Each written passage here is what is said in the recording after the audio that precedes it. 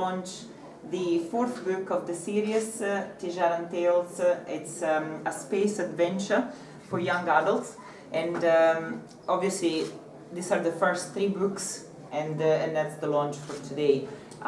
Tijara's Heart. When I read the first book, I noticed that there are much less violence and conflict in at least the 2 first books than that there is in like Harry Potter or in Darren Shawn or some of the other books that are published for that audience, like 10 to 13, 14. Have you had anyone react to that or say anything about that in particular? No one complained, but it isn't the first time that it was noticed. When I think of a starship, I think of Star Trek. I think of a place where people respect each other, where there is a lot of honor. I mean, I know that Star Trek it's also set in quite a violent environment, if you like, because it's space. You know, you have the conflict with the other races, etc.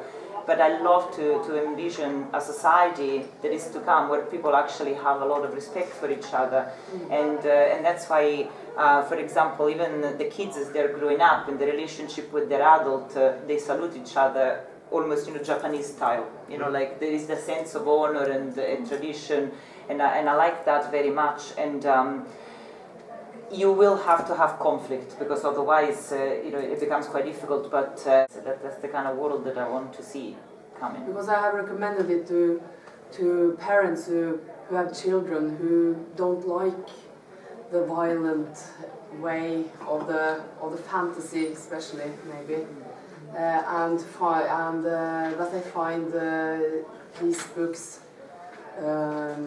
better to read for their children.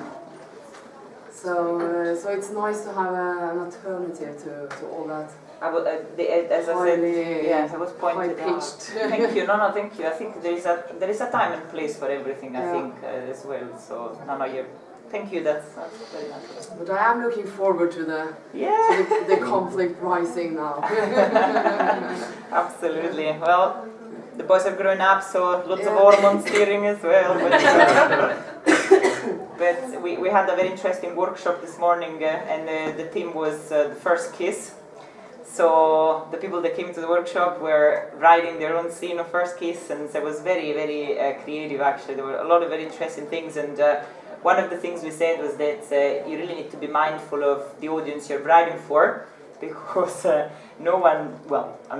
famous room of requirement of Harry Potter, we don't believe it contained a 50 Shades of Grey side exit, so you gotta be mindful, and it would really look out of place, really. So yes, so from that point of view, whatever romance you start to introduce, etc., remember who you're writing for, because it would be incredibly strange if suddenly you're in, you know what I mean? There are books for kids that deal with serious and deep issues, but they belong to a different series altogether.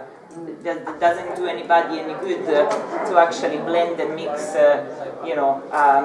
different series or genre or styles. Basically, that's the bottom line. I could read a little bit from my last book. Now, don't forget. So these kids are obviously they train in the academy as pilots, and but it's a very different, it's a slightly different society in the sense that the moon has been terraformed, so people actually live there now, and we've had terrible chemical world wars which have basically reduced the world population to something like 2 billion people from the 7 that there were. And the scene is set in 2500, so we are a little bit further forward into the future. And some of the effect of these chemical wars is that for some kids there have been some alterations in their DNA.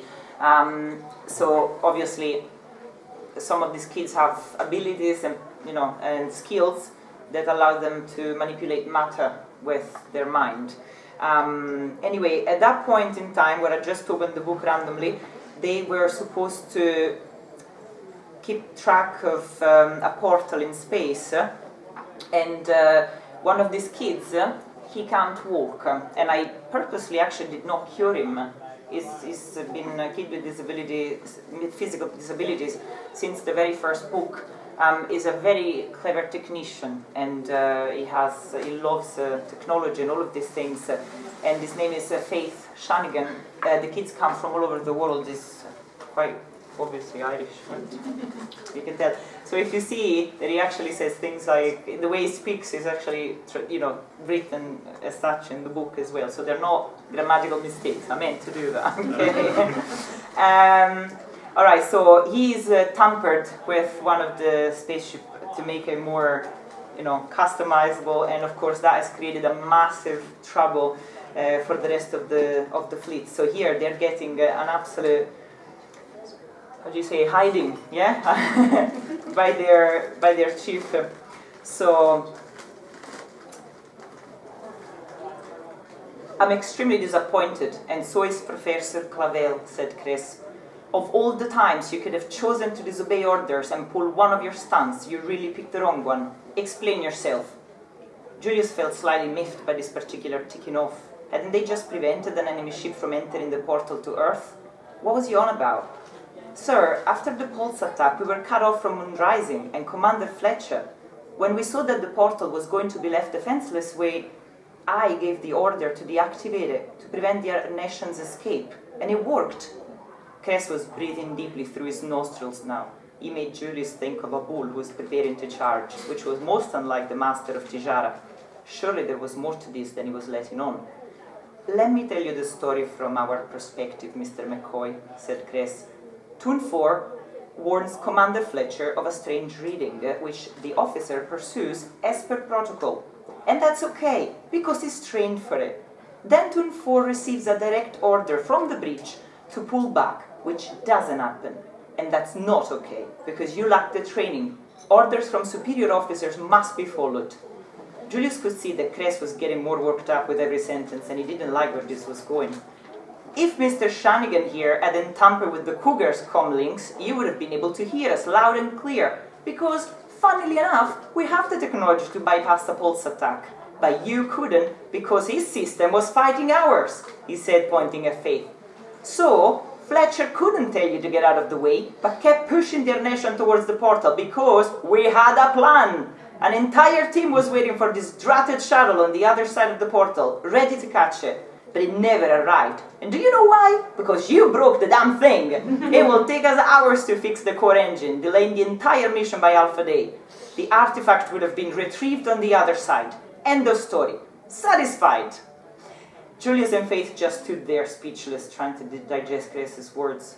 Just who do you think you are? Continued Cress loudly, still in obvious need of letting off steam. After 4 years of training, you still treat us like we are the enemy, the people to contradict. There is nothing that we do on Zed that is meant to hurt you. Nothing. We are your family. And with that, he stomped around the table and sat down in his chair.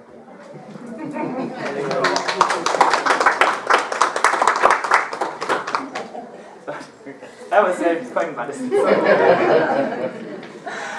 Anyway, so there you go. Yes, like I said, we do have the room for us, so if you would like some more drinks or... Or if people want to come up to buy the book and get a signature, thank you. Yeah, it's about a good time for it. It could be a good time, sorry, I don't know what I'm here for. It's all one time. You're here to sell books to those of us who haven't I'm not already very good, bought am them. But I already bought it. I know you did. Actually, I know the people in the audience that have already been to see me. Thank you. Thank you.